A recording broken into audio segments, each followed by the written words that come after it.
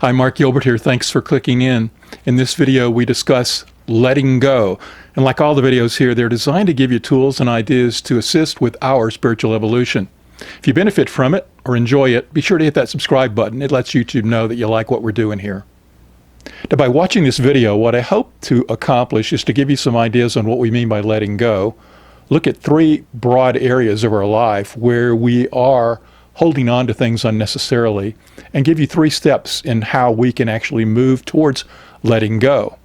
Now, let's start by what do we mean by letting go? It's best to look at the opposite of letting go, because letting go, in a sense, we all know it just means to drop, you're holding something and you drop it. But when we use the phrase letting go in this sort of psychological, spiritual sense, what we're really getting at is a recognition that in much of our life, there are things that we cling to, things that we hold on to, things that we have undue attachments to, things that are so important to us that we are devoting so much of our human energy, our spiritual energy to them, that we cannot release them.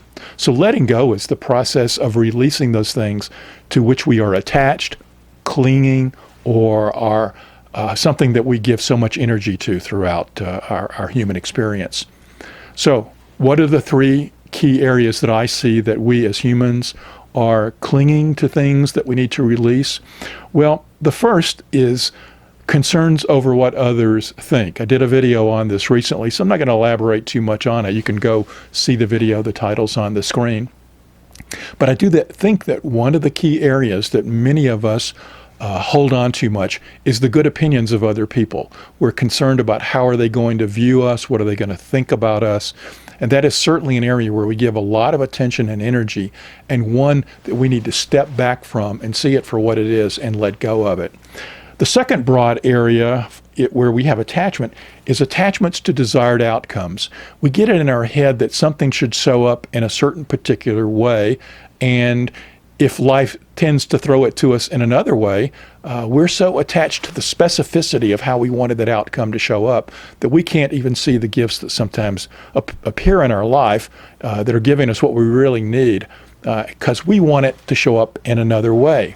We may say, okay, I want to write a book and I want it to be a bestseller on the New York Times bestseller list. And when we step back and look beyond what our intent for that, what it may be is that we have a voice that we want to share in the world, something that we want to give out and other people benefit from by what we're calling to be said.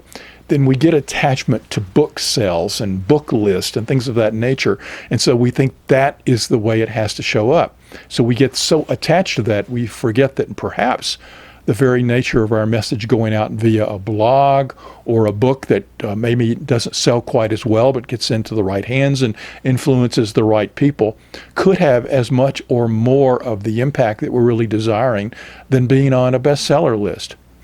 There are so many ways that we look out in our life and have our mind set on how that's supposed to play out, and then we are so clinging to it that it's difficult for us to let go of it. But it's another area where it's important that we actually let go. And the third broad area that we as humans cling to things is what I would consider our general story. We sit in these physical bodies as these beings, and we have this ego and these stories, and we have this sense that we were born way back at the beginning of our life, and we've lived all the experiences of our lifetime up to this particular moment in time, and we have this past with this history, and we have these dreams for this future, and we have these things that we say that are us, that I am a spiritual being, I am a teacher, I am someone who likes football, I am married, I have children, I have grandchildren. We tend to define our lives by these things that we have accomplished or have or contain within the container of the story of our life. But the truth is, we're not those things. We're not that ego that has had those human experiences from birth to now. Yes, we are on some level that is our individualized expression of the one that we are living as this individual person. But at the true nature of who we are, that's not us. That we're moving through an illusion to a degree, and that illusion is very compelling to us. And we tend to attach ourselves to our stories and who we are, what we've been, where we're going, and all the things around that we define ourselves as being. Those are the third broad areas that I think it's very important that we need to let go of. To anchor that awareness in, I'd like to read something to you from Deepak Chopra's most recent book. It's called Metahuman. Now, there's a lot contained in Chopra's book, but I want to zero in on one particular section where he's discussing the work of a scientific researcher by the name of Jeffrey Martin.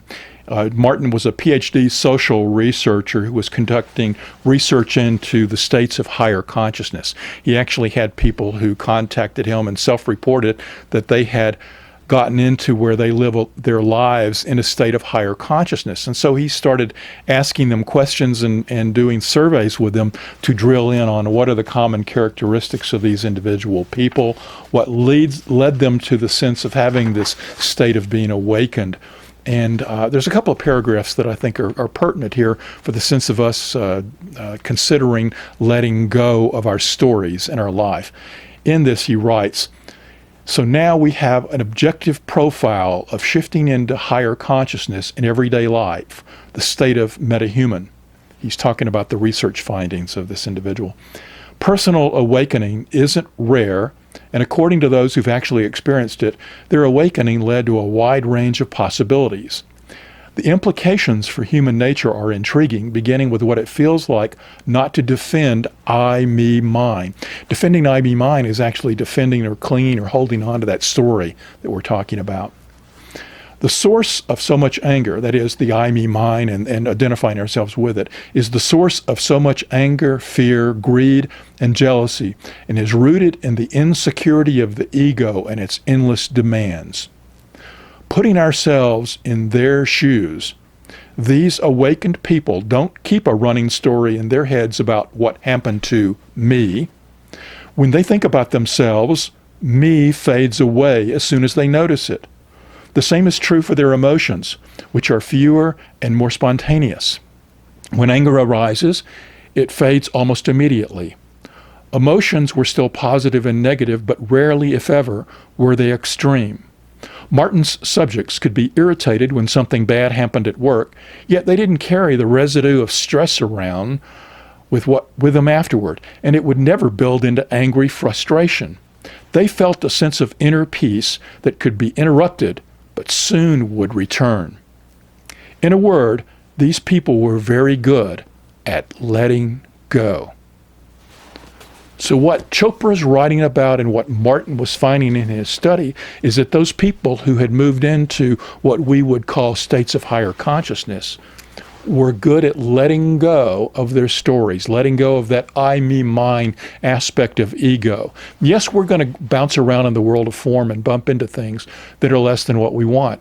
We might still bounce into people who have opinions about us, and we might still be clinging to a degree of what they're thinking about us. Or we might have attachment to the outcomes of how we see things show up, and definitely have this I, me, mine attachment to our stories as this individual person. But the quicker we can get to a space of releasing and letting go of these things, then we get to a state of higher consciousness and a more greater levels of joy, harmony, peace, and love in our lives. So this leads us to the question, how can we actually move into a state of letting go? How can we develop this concept in our individual lives? Like all things we want to manifest in our life, it's really a three-step process. It begins with awareness. Everything does. We have to begin by saying, where are we currently in our situation? Being aware of the things that we're doing, that we're clinging, where we're clinging and having attachments to other things. Do an assessment of your life and say, where am I looking at the need to let go? We identify those gaps between our desired experiences and what we're currently experiencing. And so that self-awareness is the very first step in determining the aspects of letting go in our life. The second is to set the intention. Like in everything, we have to take those steps to say, I am going to move to that place of where I know I want to be. I want to release attachment to my story, release attachment to the good opinions of others, release my attachment to the outcomes that I think need to show up in my life in a specific way. And so once we've done the awareness step, we create the intentions, and then we follow those intentions by conscious activities that allow us to change our thoughts, our words, and our deeds. That can be affirmations, affirmative prayer, visualizations, visualizing, whatever it takes to shift our consciousness to the state of what we're desiring, and then follow it up with actions in our life that are in alignment with that. That alignment includes continuously monitoring our thoughts so that our thoughts are focused on letting go. Just like Martin's subjects would still bounce into people who caused them to disrupt their life, the fact that they were able to come back to a state of calm peacefulness and not dwell on it easily comes only through practice, and that's the third step. So awareness, intention, and then practice. Practice makes perfect, and we must keep practicing at letting go. So where have you developed some skills and ideas that have assisted you in letting go in your life? I'd love to hear from you. Leave me a comment in the field down below on YouTube. Also, if you've got ideas for other videos you'd like to see me do, be sure to drop me an email. The email address is on the screen right now. Thanks for watching. Till next time. Hey, one more quick thing. I'd love it if you subscribe to the channel. The link is down there on the bottom left-hand corner of the screen. Also, there's a related video you might want to watch. It's right next to my face. And if you like this video, be sure to click like and leave me a comment on YouTube. Thanks.